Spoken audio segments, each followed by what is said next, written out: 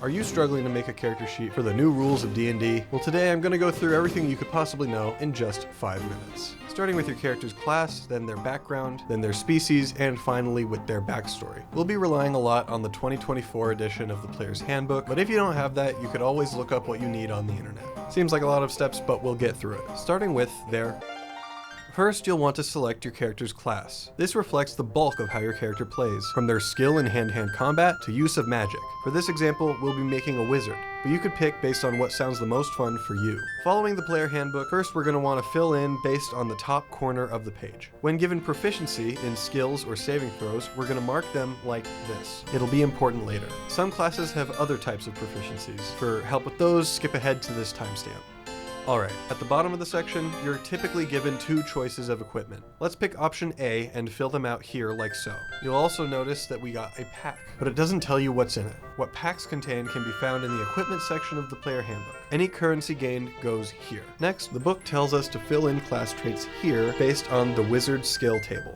We're level 1 right now, but you can unlock skills over time as you level up. I like to leave myself reminders of what each feature does, so I don't have to go back to the book every time I want to use a feature. Once that's filled out, we move on to spells. Some classes don't have spells, but those that do will rely on a dedicated spell list. You can choose a specific amount of spells from the list based on what your class gives you at level 1. And don't feel pressure. If you don't like what you choose, you can change it later during a long rest. Now on to...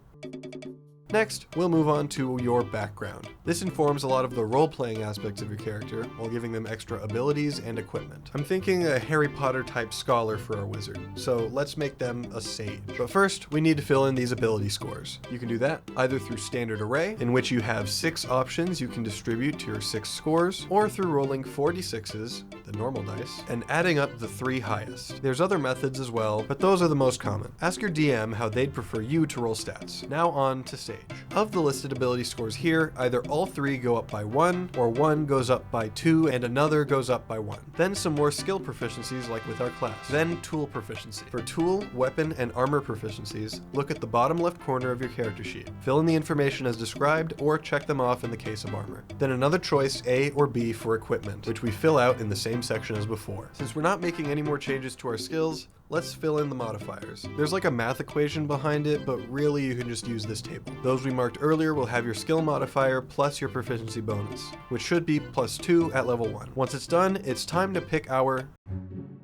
Now we'll move on to your character's species. These include several classic fantasy races, each being good at specific things. Unless you're human, then you're just kind of a guy, I guess. Sometimes this can work well with certain classes, but I encourage you to go based on which sounds the most fun, not necessarily the most optimal. Our wizard is going to be a dwarf. For this, we'll want to pay attention to this section in the player's handbook and use it to fill out this section on the bottom of your character sheet. These details at the top get filled in at the top of your character sheet. Now that you've got that all written down, check for blank spots. Feel free to look up what to fill in for those specific spots, or consult pages 34 to 35 of the player handbook. As you can see, it has a copy of a blank character sheet with numbers for which part of the process they're in. If you want, you can stop here and start playing right away. But an important part of character creation you don't want to ignore is...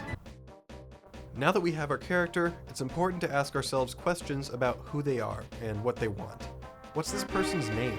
Who are their parents? This is helpful to players who want to embody the character and make decisions based on what they think their character would do. It also gives your DM tools to make it easier to run the game, so please do them a favor and at least write the basics. I like to think of character backstory from a writer's perspective. In story structure, the meat of the adventure happens in Act 2, so your backstory should serve as an Act 1, a reason your character sets out to adventure. Make sure they're open to working with other people too, because you're likely not the only player at the table. In the case of our wizard, I'm thinking he used to live in a classic dwarven mine, but went out to wizard college to learn skills to take back to his community. When he came back, everybody was gone, so now he goes out on adventure to find a use for his skills and maybe just find the family he lost. As you can see, this kind of character has a tragic backstory and is also open to working together with other people. Well, that's it. Great job making your character, but now that we have it, what adventures do we want to play? I have a lot of ideas for that on this channel, so if you want to see more, perhaps this next video could help.